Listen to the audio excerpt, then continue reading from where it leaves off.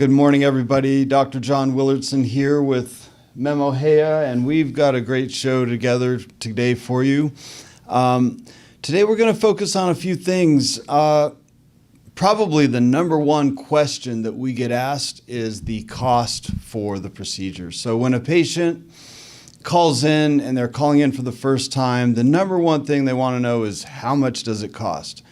And of course, you can scour the internet and YouTube and social media and get different levels of cost throughout across the board. And, it's the type of thing where, first let me take a look at some photos. So if we were to take a situation such as this here, so you've got a patient who has completely worn down all of their natural teeth. And again, it goes back to the loss of one tooth and then two teeth and then multiple teeth. And now all of a sudden the forces are all on the front of their jaw. And so the breakdown of the dentition, the breakdown of the enamel, the dentin, it just is this snowball effect. And so, when a patient calls in and says, well, how much does it cost to do this procedure? We look at a case like, at this photo, and of course it varies per patient. In this case, we've got multiple extractions that have to happen. We need to put some bone in the sinus. Given the patient's bite, it takes a lot of force to break down these their natural teeth to this point to where they're down to the gum line. And so all of these variables I have to factor into the case, because if I were to just pull these teeth out and put 4 implants in with a plastic prosthesis or plastic set of teeth, they will certainly fail. They will certainly break the prosthesis and or have the implants not integrate or take. And so the cost is, and we really don't like to tell the patient, well, we can't really quote that over the phone because, it doesn't really answer their question. So our goal today is to try to somehow come up with, not rationale, but somehow come up with a solution to help our viewers understand the variability in the cost for the procedure. But at the end of the day, it is the outcome that we're after. Of course, we're very conscientious, we're very sensitive to the price. We would love to be able to give this procedure or be able to provide this procedure for 100% of the patients who need it. But a lot of times, finances are the barrier of entry.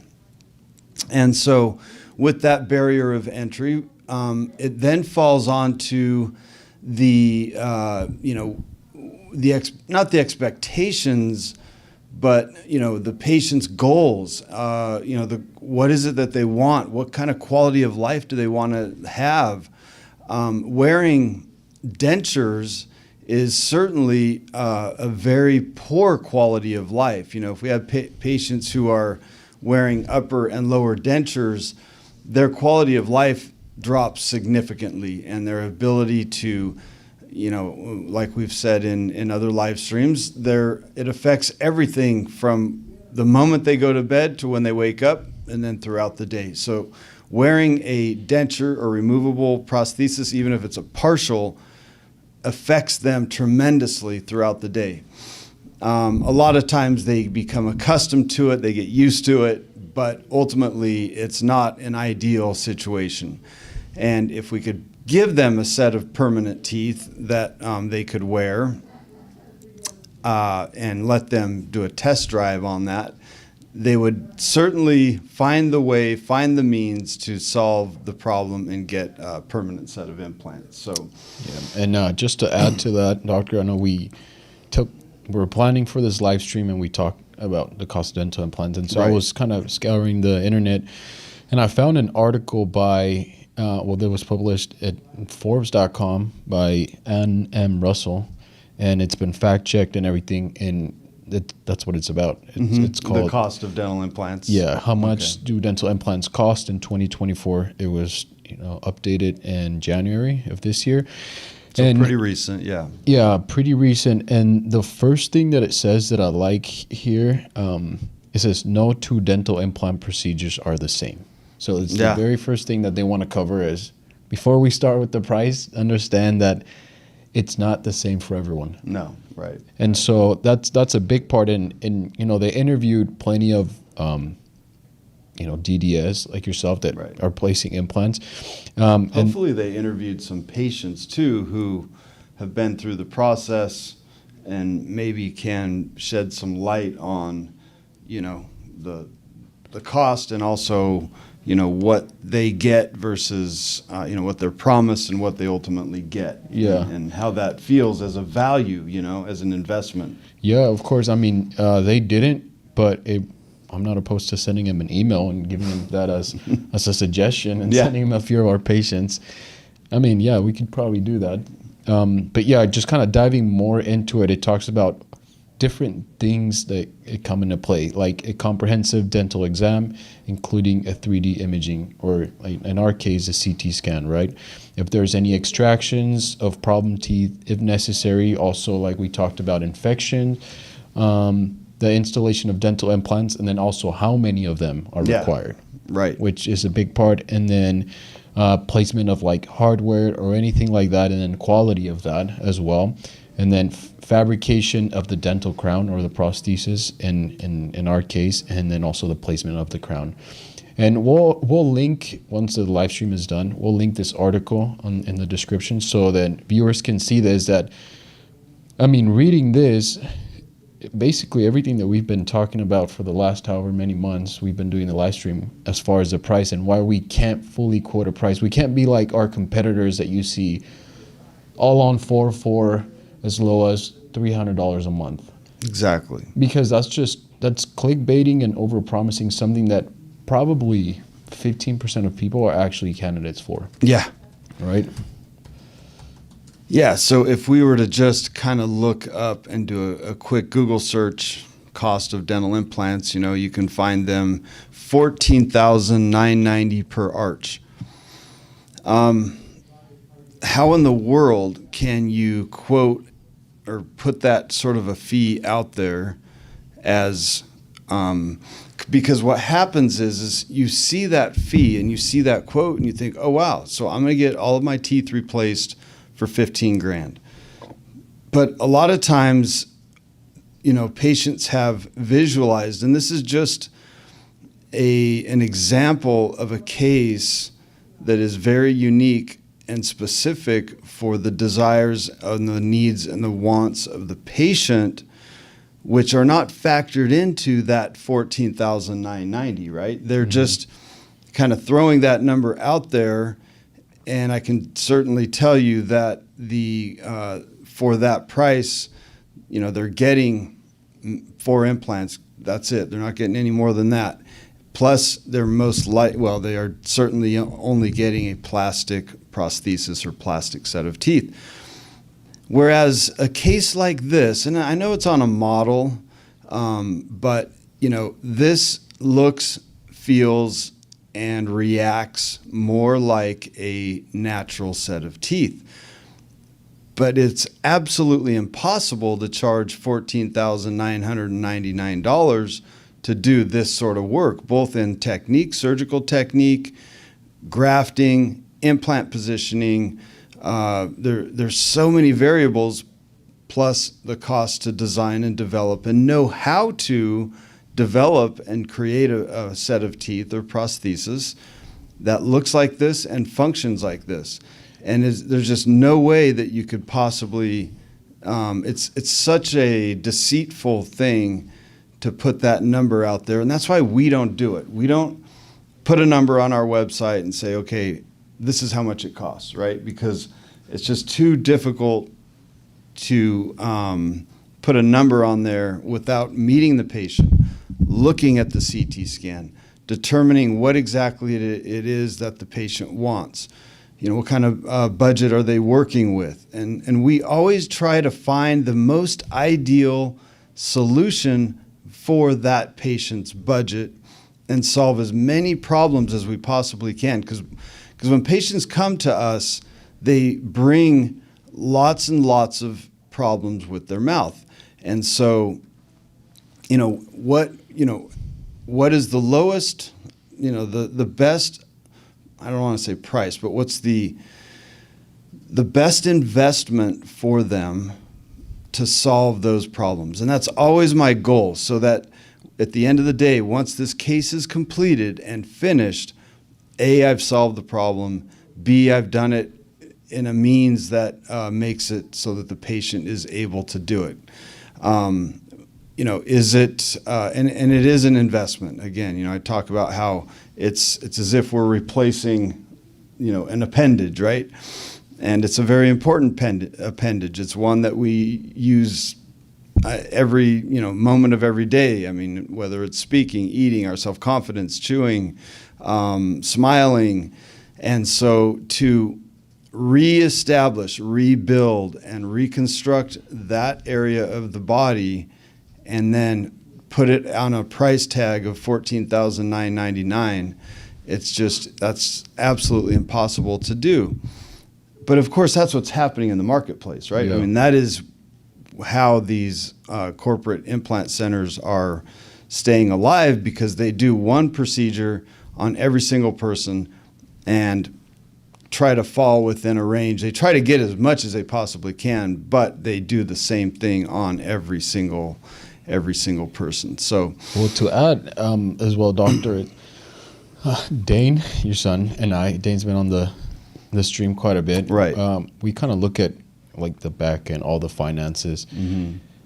Very well, by the way. I mean, looking at that back end, you guys do such a good job of kind of evaluating what are our hard costs, right? Exactly. Because after like the cost of just operations, right, with employees and everything else, I'm thinking if a doctor is charging $15,000 an hour, he's making $25 an hour doing the procedure. Because unless they're getting the materials and everything else for like dirt cheap, I don't know. Which they usually are. They're getting implants at probably $100 an implant or less, most likely. And probably not doing any bone grafting or any of that, right? There's a new company, Biometrics or Biodentrix or something like that, and they do charge like $19.99 an arch, under $20,000 per arch. And I was talking to one of the technicians that works for this company, and they are doing about 40 arches a month at that price. But what he was telling me was that half of those 40 arches a month are remakes. So they're having to remake and I showed a video in past live streams about, one guy had 19 sets of teeth made. And again, that's kind of a bait and switch type of situation. You pay the $20,000, but you're going to pay in the long run, because every time you have to make a new set of teeth, they're going to charge you for that, Yeah. So, and they're making them out of plastic. So nowadays we can mill and design, and everything's computer generated. And so it doesn't take much effort at all to design and mill out of plastic a new prosthesis. If something breaks or if something, they can turn that around real quick. So, but it's the time for the patient, and then also the cost, because every time they have to remake a new one, they're going to charge you. It's not much. It's probably, $4,000 or $5,000, but over time that adds up. And, yesterday, our Dennis, who does all of our video production, and he always has such great ideas on, how to get our message out there. And so he made a video of the sound. And I like this because, well, first I want to look at the different types of materials. So, and I've shown this video before, or this picture.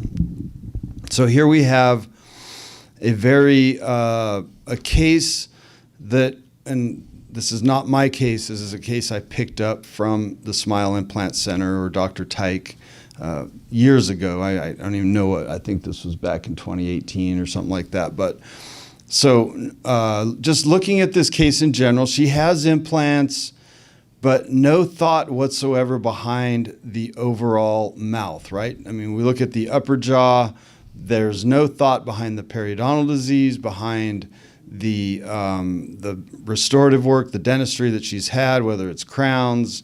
You know, we look at this canine here on patient's right side or on the left-hand side of the screen that's got a lot of periodontal disease and bone loss. So no regard whatsoever for the overall health of the mouth, but she did get her implant. So she got what at the time that doctor was pushing for, which was all on 4. So she got her implants and she got some form of a prosthetic or set of teeth. But notice here, so this is a fractured, so this is resin wrapped hybrid. So you've got plastic teeth, plastic pink material or resin on some sort, and it's not titanium because we can see there's rust underneath it. So it's some cast metal that is corroding, but then it broke. And so, and I just look at this and there's just so many things going on here and so much neglect on the side of the doctor because they've just overlooked so many different things, but all they wanted to do was get implants in, right? They just wanted to get the implants in, get the patient out of the chair and be done with it and then move on to the next case, right? So this is a hybrid, and this is what 90% of the corporate all-on-4 centers use because it's cheap. And so we've got plastic teeth, plastic resin wrapped around a corroding framework. It's not titanium because titanium would not corrode like that. And so let's listen to the difference in sound. And I hope that our sound will show up here because Dennis did such a great job. And here we're listening to, this is a prosthesis that I put in yesterday, and you can hear how solid, and hopefully you can hear that because I cannot hear it on my computer, but you can hear how solid that is. It's a one-piece zirconia prosthesis. Zirconia is very, very strong, and you can hear how the density and how strong and how comprehensively that's a much more viable. I mean, if something breaks there, and zirconia can break, but it's very rare that it does, especially when it's done correctly. And what that means is if and when I, like this case yesterday that I put in the patient's mouth, the time that I spend making sure that the bite is so even on both sides so that the forces are distributed evenly throughout the arch, that's the key to success. And when I first put this in and I'm adjusting the bite, there were areas where it's hitting first. And had I just left it like that, then it would have broken at some point because it's just too much pressure, it's too much load on that one area. So load distribution is critically important. And so we adjusted the patient's bite. I'll play that video again. But we adjusted it so that everything articulated perfectly and was touching evenly. And when the patient bit down, that force was distributed throughout the entire arch. And that looks way better, too. There's just no comparison, right? Yeah, not at all. So again, if we go back to the price, right? If we go back to that big question when we get, especially on new patients or patients who are just inquiring about the procedure, and of course, I mean, if I'm buying whatever, I want to know the price, right? I want to know what the cost is. But this is just one of those situations where, if you were to have if you were going to remodel your house, right, or something along those lines, or if you had an accident with your car, you can call up a collision center and say, how much does it cost to fix my car, right? Mm-hmm. I mean, of course, they have no clue because what's broken, what needs to be fixed, I mean, what needs to be replaced, how much Do we have to replace the entire panel, or do we have to paint the whole car? Is it totaled? I mean, and most of the time, the cases that I see are technically totaled. I mean, it's kind of like a totaled car. Mm-hmm. And so I have to go in and determine, all right, what's going to give this patient back, and we'll use that analogy of a car being totaled. What's going to give the patient back something that represents the most ideal to what they've lost? And when they've lost all of their teeth, they've lost the ability to chew, they've lost their confidence, they've lost their smile, they've lost so much. And then my job is to restore that as close to natural as physically possible. And so when patients ask, how much does it cost? I don't know until I see it, until I look at the x-ray. I will be certain to give them the very best price given their situation and given the ability to restore them back to that normal, natural function that they had lost, from over the years. And so, well, let me read another section of this article to kind of go along with that. Mm-hmm. In this article, it talks about how normally the estimated cost of one implant runs between $3,000 to $4,500. And someone who needs a full mouth reconstruction, their price is between $60,000 to $90,000. So even they can't give you this is $5,500. Right. Or even it says right here as well that for all-on-4, again, it also ranges. They can range anywhere from $24,000 all the way up to $50,000. So we can see from everywhere we look that, they've gathered information that you can't give a set price because no procedure is the same. There's a range from here to here because if, let's say, you need the most work, it's going to be, let's say, $90,000, $100,000. Right. But if you don't need any work at all, then it could be as low as $60,000. That's why I would say to people who are looking for, the best price or anything like that, at anywhere that is quoting you a price over the phone or on the website, too good to be true. It just run away. Don't even bother because it's either a clickbait or they're just trying to sell you something that's not going to last. They want to get you into the office, and then the reality will come out, and, mm-hmm. and they'll tell you exactly what the cost is, or maybe they will try to shoot their shot and do it at that price, but chances are you're going to end up with a very subpar result, subpar materials, and in reality, and we see it all the time because we have patients that have been through that process and now having to do it again.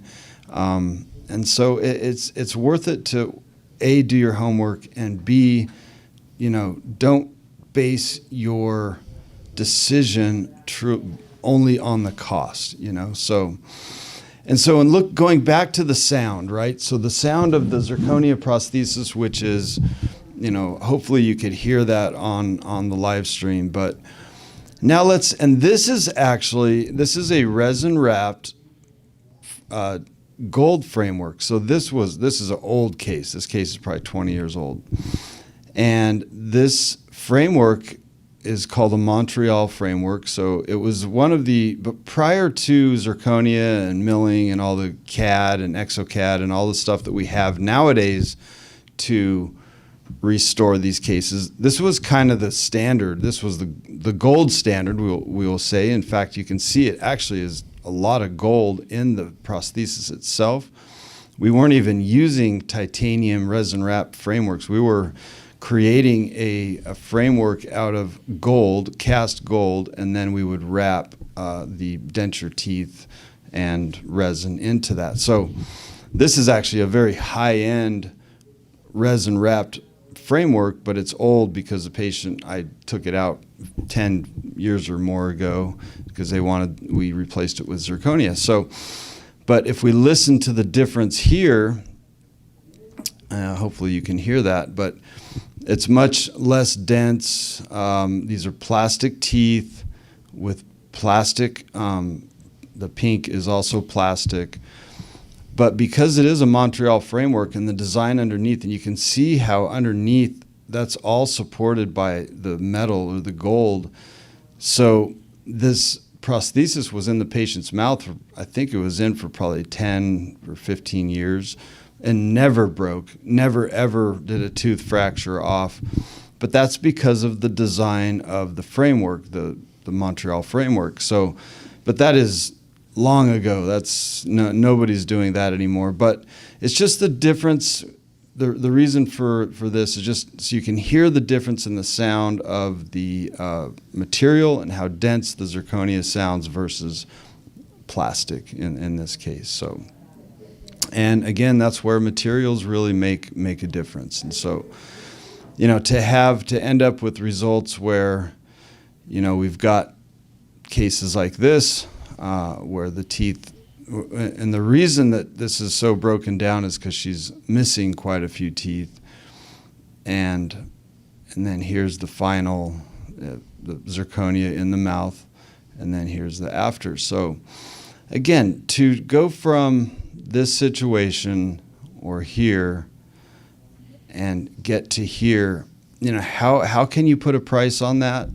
Of course we do, but there's a lot of variables we have to factor and think about in order to get her to that point. Because now that it's been a few years since her case is completed, and she's no longer having, this is an issue that's gone now. It's not a problem for her anymore like it was here.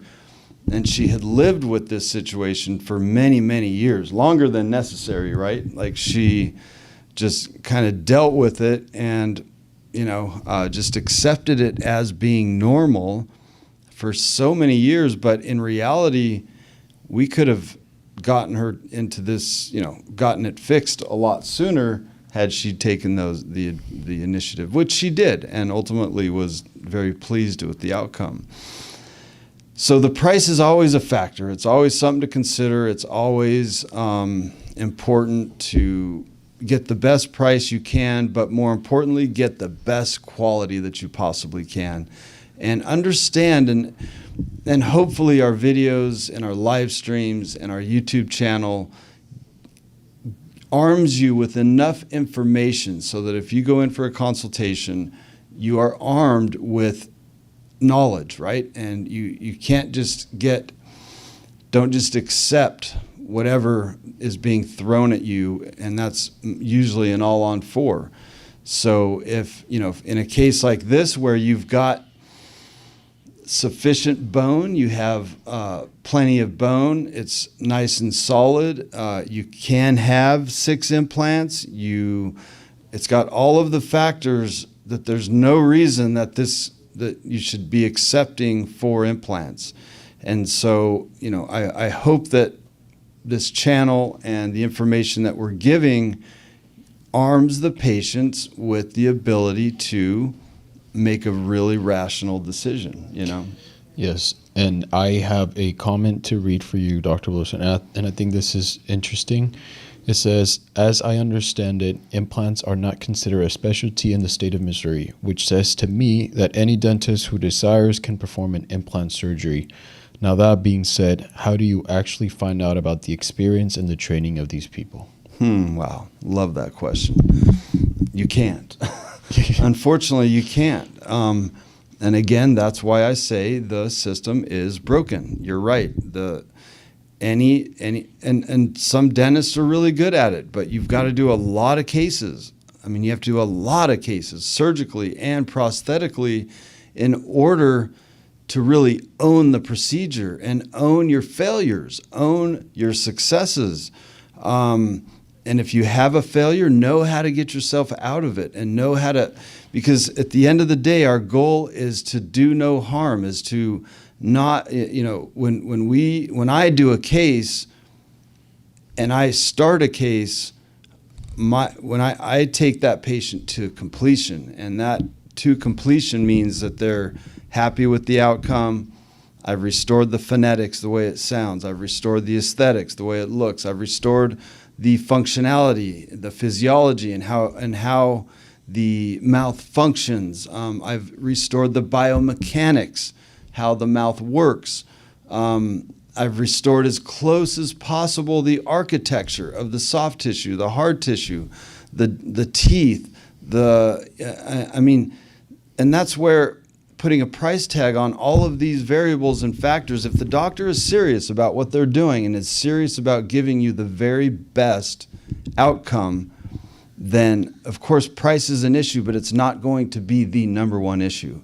And you'll never see an advertisement from Trust Implants that says $19.99 for a full arch, or $19,990 for a full arch of implants, which would be crazy because I don't know the case, I don't know the scenario, but I will give you the best price given your situation. You know, how many extractions are there? Do I have to graft the sinuses? How much bone do I need to graft? How many implants are we going to place? What's the structure of the patient's mouth? What is the bite force like? Is it a case like this where the patient's bite force is so strong that they're going to wear through and break down the enamel and dentin all the way down to the gum line? I have to factor that into this case. I can't just go, oh yeah, let's just throw in four point by 13 millimeter implants and call it a day, because he'll most likely break the implants and will certainly break the prosthesis if I use a plastic or hybrid prosthesis. So that is a great question. And how do you know? Gosh, I really have no idea how you know who is qualified to provide you with, and I'm not saying that I'm the guy, and I'm by any means, please do not take it as if I'm saying I am the best, because there's plenty of guys out there that are good, but there is no governing body within dentistry that highlights, or whereas like in oral surgery you've got AMOS, you've got the oral surgery associations. In periodontics you've got the AAP, and prosthodontics you've got the ACP. So, but there's nothing in implant surgery and implant prosthodontics that really that's a governing body that allows you to know this is a board certified surgeon in implant surgery and implant prosthodontics that I know that I'm going to get the very finest, best outcome, because they will not cut corners. Because again, kind of like we talked about a few live streams ago, your morals come from your training. So if you, like, for example, David Goggins, right? I mean, the guy's a legend. He puts in his time. He's a Navy SEAL. And he lives his life pretty much as a Navy SEAL. Everything he does is hardcore. I mean, I watched a video where he and his wife were doing push-ups, and he tells his wife, let's do 5 push-ups. And 45 minutes later, he's still doing push-ups. So he's like, to him, 5 was just the beginning. It was, I'm doing push-ups until I can't do it anymore, right? So, yeah. And it's kind of the same thing with, if you have postgraduate training after dental school, of course, any dentist can place implants, but if you have postgraduate training, your peers help you elevate to a level that give you no, you do not cut corners on anything, whether it's materials, whether it's technique, whether it's whatever it is. Great example, yesterday, delivering a case, and for some reason, I could not engage one of the screws. I didn't take photos of it, but I couldn't engage one of the screws. And he has 6 implants on the upper, 6 on the lower. This isn't a failure, but I'm not going to engage 5 screws, not engage one, and then the patient would have no idea that I could not engage one of his 6 screws. He would have no clue. But what did I do? I went back to square one. I made a new impression. So for some reason, there's a misfit in that prosthesis, and there's a misfit there that I can't sleep at night knowing that one of his screws is not engaging into the implant. So that tells me that how the teeth and the implant meet, there was some discrepancy between the sleeve that goes into the implant and whether it was in the impression or whatever the case might have been. But I was literally standing on my head trying to get this one screw to engage, and it didn't. So it's like, all right, we got to start over. And the case was done. The prosthesis was completely finished. It was totally done. And so, but I took a new impression, and we're going back to square one. Now, I did use the prosthesis that he has, put it in. I told him one of these screws is not engaged. He's got 5 that are engaged. So he'll be fine for the next month or so while we're making the new one. But for long-term success, long-term solution, I could not just let him go knowing that one of the 6 screws is not engaging in the implant. And so, well, here's another question, and this one's more from me. So we're seeing everywhere, like all these big corporate all-on-4 centers, like coming out of nowhere. Before it was just one, right? And now there's like 4 or 5 because investors have realized that in dentistry, dental implants they can get quite a bit of money out of it, right? So the markets is growing. Yesterday I showed you a chart of, by 2030, how big the market in dental implants is going to be, and we read articles and there's all this hype around it. Do you think that with that we're going to have some sort of regulations now or someone looking over it? I don't. Again, we talked about this last week because there are too many cooks in the kitchen, so to speak. Each area in dentistry, it's such a amazing, life-changing, transformative procedure. But nobody's going to give up their share in that, in that marketplace. So unless the American Dental Association creates a board and a specialty within implant dentistry, it's going to stay the same. And this has been an issue since I graduated my residency in 2001, and there was talk of possibly creating a implant surgery and prosthodontic specialty, but and there was actually a group, the American Academy of Implant Dentistry, the ICOI, which is the International Congress of Oral Implantologists. There are different groups, but they are not specialists. They are just a group of, some are specialists, but general dentists can be part of it. I really just don't think that it's ever going to become a discipline where it's considered a specialty. And that's just because dentistry is a pretty small industry as itself, and then implant dentistry is even smaller. And it's all about the money at the end of the day, right? It's about the money. So I don't see that as ever being, and that's, again, one of the reasons I started this channel, one of the reasons I'm so passionate about what I do. If we can't rely on the governing bodies or the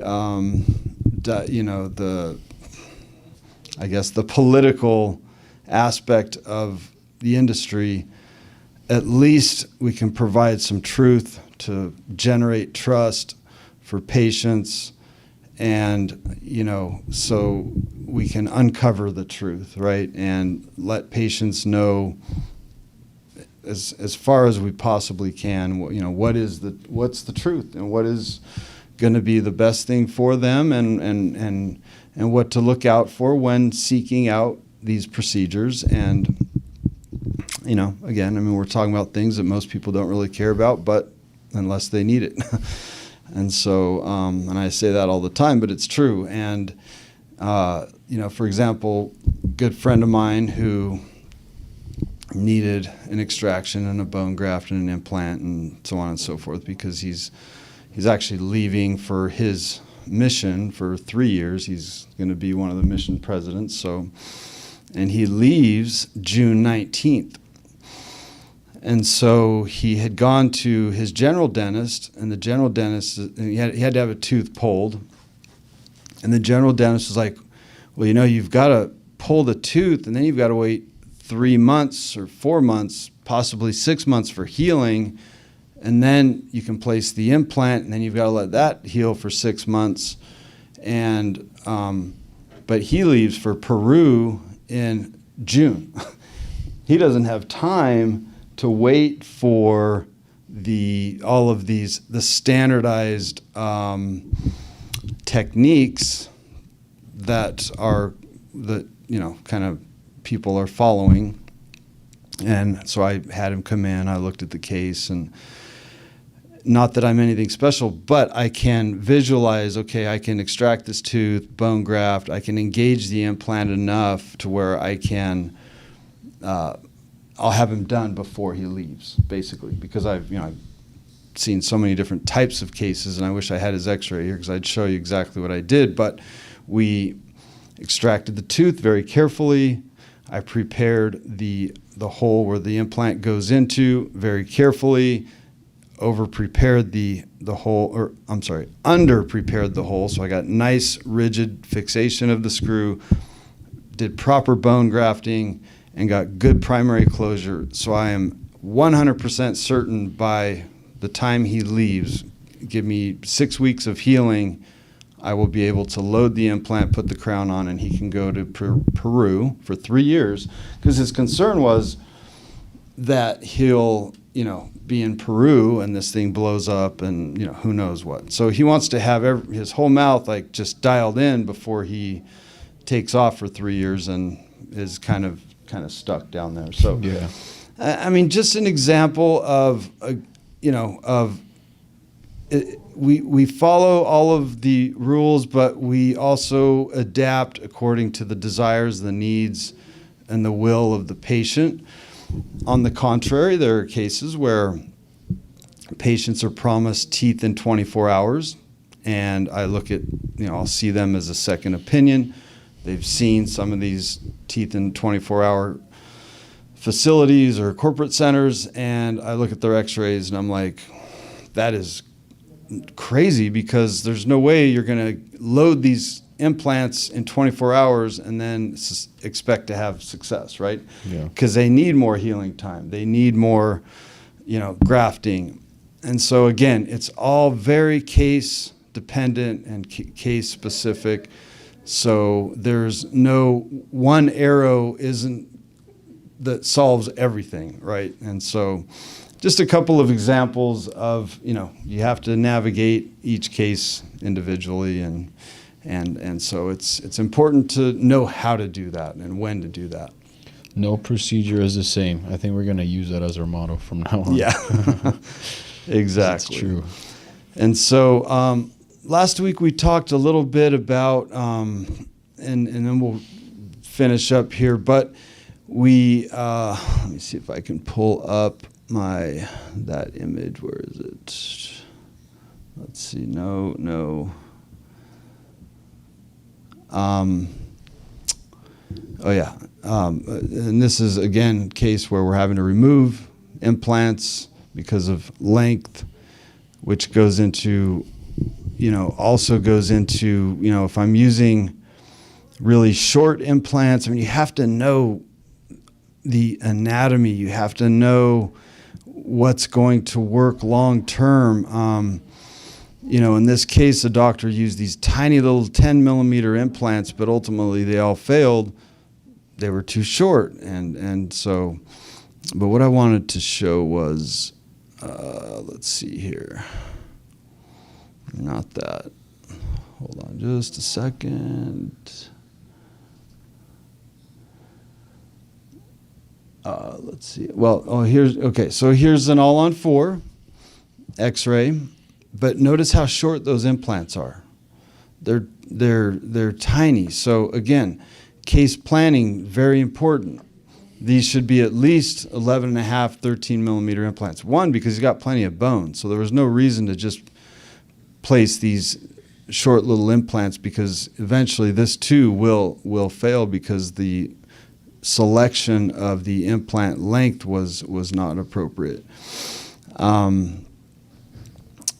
here it is right here. So there's a new system coming onto the market, and the idea is supracrestal. What that means is that the implant, notice how the neck of this implant is above the gum, right? This is not normal. This happened because it was done incorrectly. But so now all of a sudden you have all of this implant that's exposed and is a nidus for infection, and the bone will continue to run down the long axis of the implant.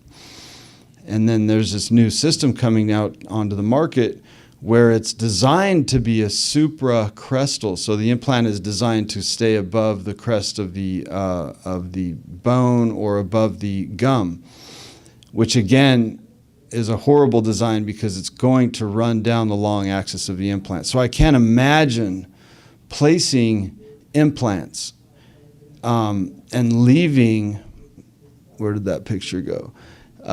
Placing these implants and leaving this much of the implant above the gum tissue and then expecting that to not end up as a problem, because that's exactly what's going on with this new system that's coming to the market, that they're pushing implants being placed.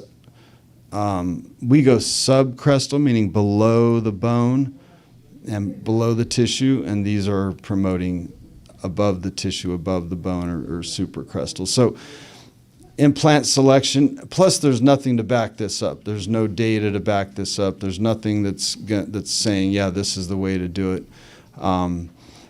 But what I can say is, here's a case that was done supracrestal 10, 15 years ago. This was done also by the Smile Implant Center, Thomas Tyke, and now this patient just has chronic infection, chronic problems long term. So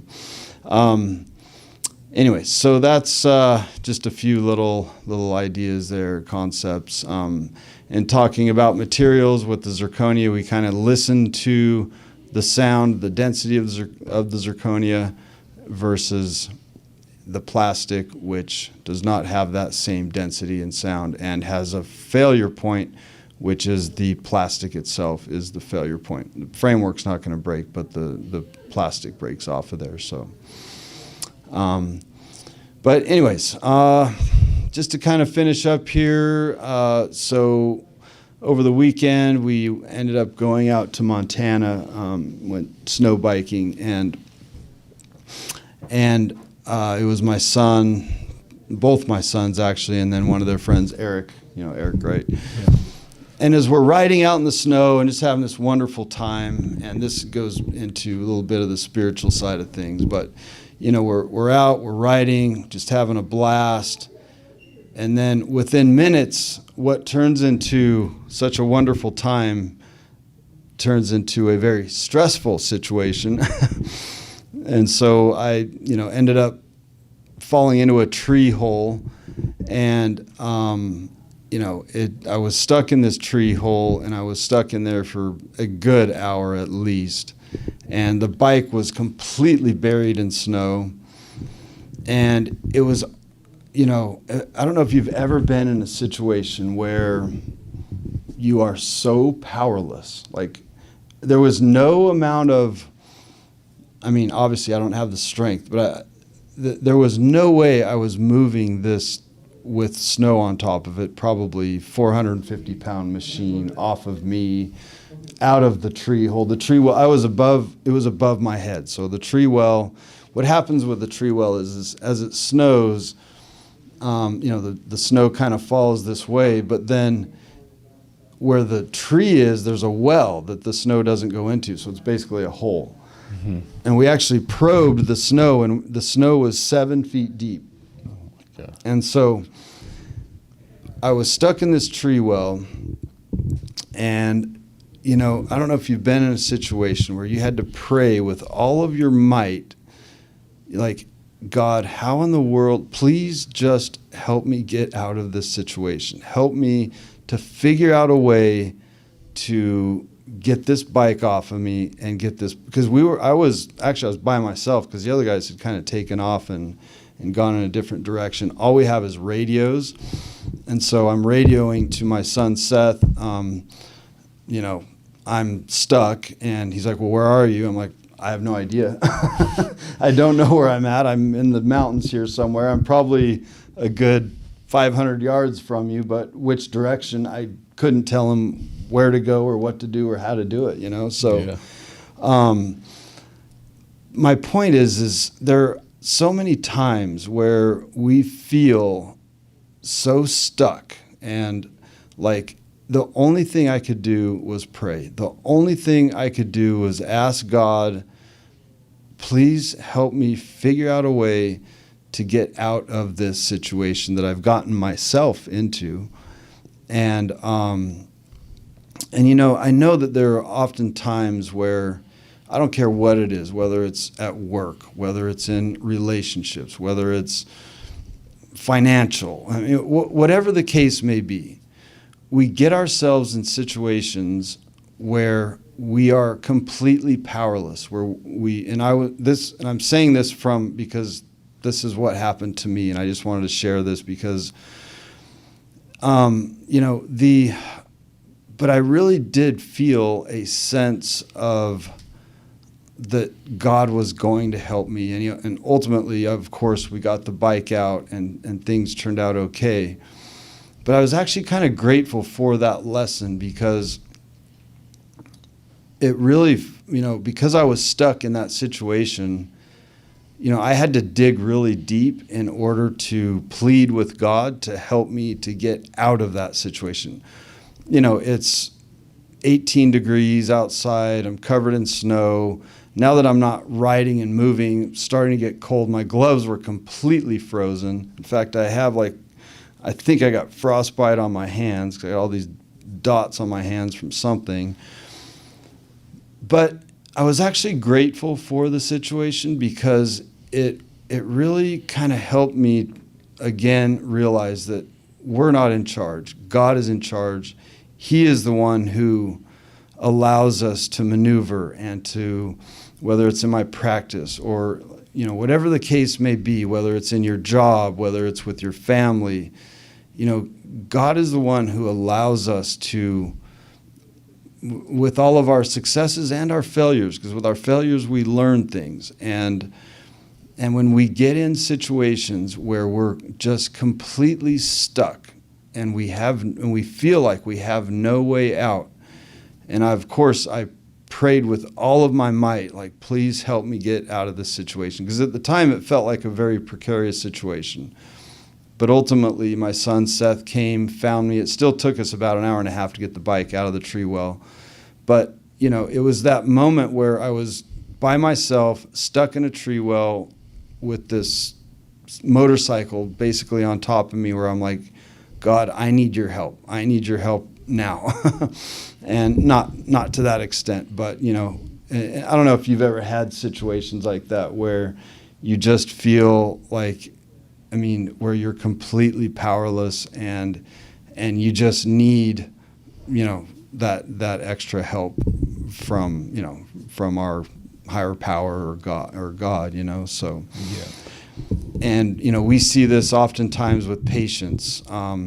They'll come to us and they're kind of at rock bottom a lot of times with their teeth and with their mouth, and they need help. And we do try to do all that we can to try to help them.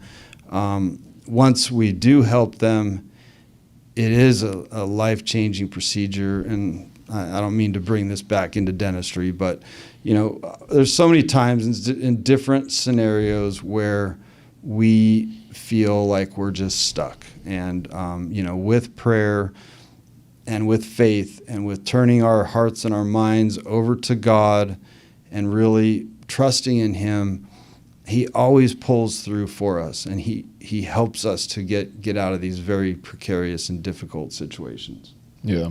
What I think is interesting from that story that you mentioned, doctor, is that he also allows those things to happen to us right. so that we could go through those experiences and remember. Because you, Seth, Dane, and Eric could have had a great time. Nothing would have happened, and we would have not had this story. Like, that's right. You wouldn't have had that experience where you are like, he is in charge. So even when we're going through those difficult times, like you said, it's like you hit rock bottom and you have nowhere else to go than to him, right? Than to God. And maybe, we have to consider or think about always remembering him, not only in those situations, but also be grateful for those situations. Because again, exactly, that is an experience that you're going to remember for the rest of your life and look back and say, okay, yeah, like God's in charge. It's so true. I mean, in fact, after, of course, all the tension kind of wore off and we got the bike out of there, I really did feel grateful for the situation. Mm-hmm. Even though there was a moment I was like, oh, I was nervous, I was scared. Yeah. But that fear forced me to dig really deep and pray with all of my might and turn to God. And for that, I'm grateful for, being put in that situation, because it truly did help me to see a level that, one, God is very aware of us. He knows every detail of our lives. He knows it. He is very, very aware of all of our situations. But it's up to us, one, to, like you said, find the gratitude. And it's up to us to find, to see him in those situations. And as soon as we do, and as soon as we recognize him, and as soon as we are grateful, then, another blessing comes. And not that we're looking for blessings, but, he wants us to feel of his love, and he wants us to feel of his presence. And a lot of times he tests us and he puts us in these sort of situations where through those tests, we gain a level of love and respect for him through that. Yeah. Yeah. Of course. So anyways, on that note, we will end here.